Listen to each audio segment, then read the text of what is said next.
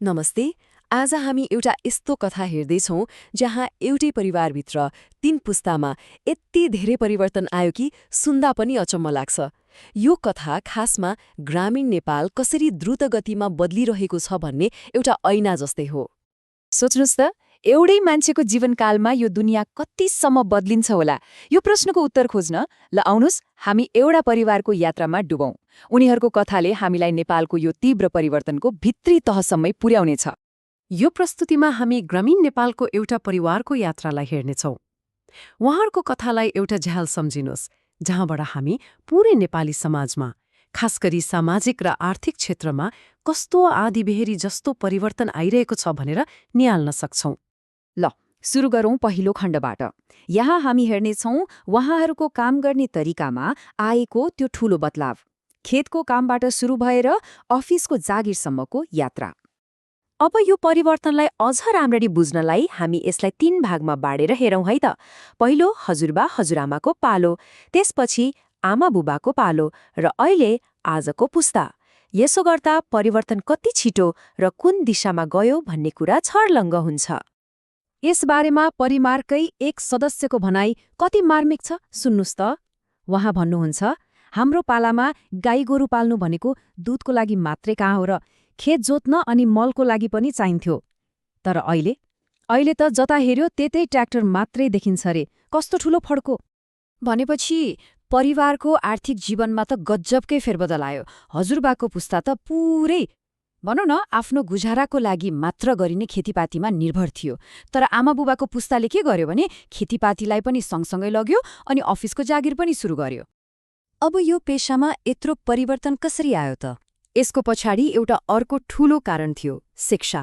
हो, शिक्षामा भएको क्रान्तिले नै यो परिवारको भविष्यको नक्सा नै अर्कै बनाइदियो। आमाको यो एउटा भनाइले नै शिक्षामा आएको परिवर्तनको पूरै कथा भन्छ।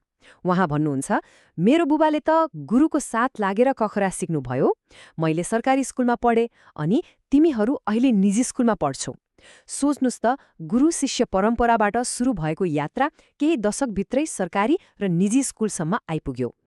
शिक्षाको यो सिडी उनीहरूले कसरी चढे त्यो हेर्न लायक छ।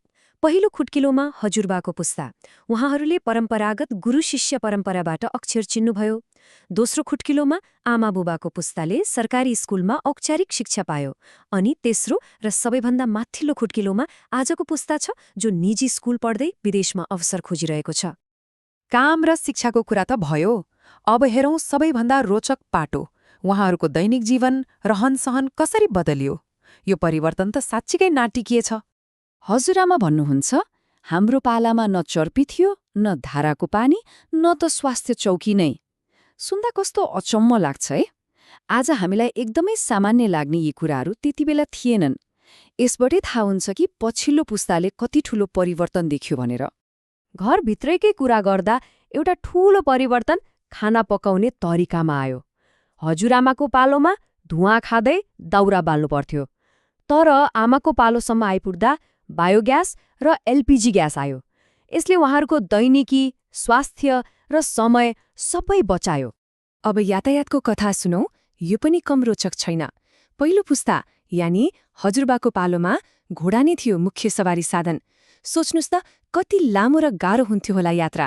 त्यसपछिको पुस्ता आमा बुवाहरूको पालामा आयो साइकल।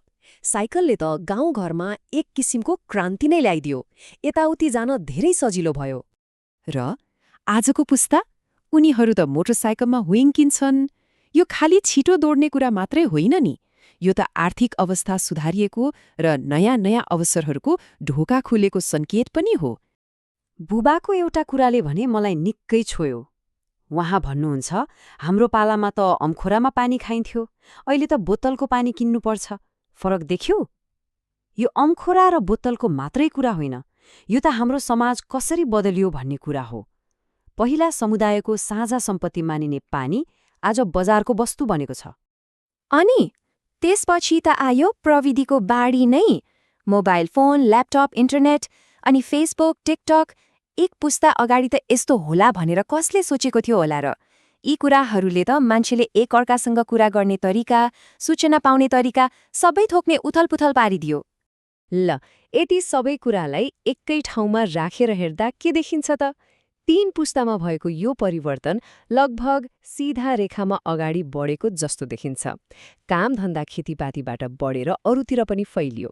शिक्षा परम्परागत गुरुबाट आधुनिक स्कुलसम्म आइपुग्यो अनि जीवनशैली सामान्यबाट सुविधा सम्पन्न भयो। यो तालिकामा यो पूरै यात्रालाई छोटकरीमा देख्न सकिन्छ। ठिक छ, यो त भयो एउटा परिवारको कथा।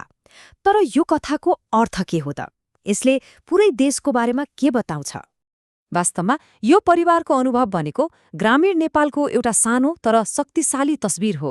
कृषिमा मात्रै भर पर्ने अवस्थाबाट अर्थतन्त्रमा विविधता आउनु, शिक्षाले मानिसलाई माथि उकास्नु, जीवनस्तरमा सुधार हुनु र सँगसँगै बेरोजगारी जस्ता नयाँ चुनौतीहरू पनि देखिनु, यी सबै कुराहरू यो परिवारको कथामा मात्रै होइन, देशैभरि देखिन्छ। यो परिवारले गरेको प्रगतिमा कुनै शङ्का छैन। उनीहरूको जीवन पहिलेभन्दा धेरै सहज भएको छ। तर यति छिटो परिवर्तन हुँदा केही कुराहरू पाइयो होला अनि केही कुराहरू पछाडि छुट्यो पनि होला। आखिर के पाइयो र के गुम्यो त? यो एउटा महत्त्वपूर्ण प्रश्न हो जसले हामीलाई विकास र प्रगतिको बारेमा गहिरिएर सोच्न लगाउँछ।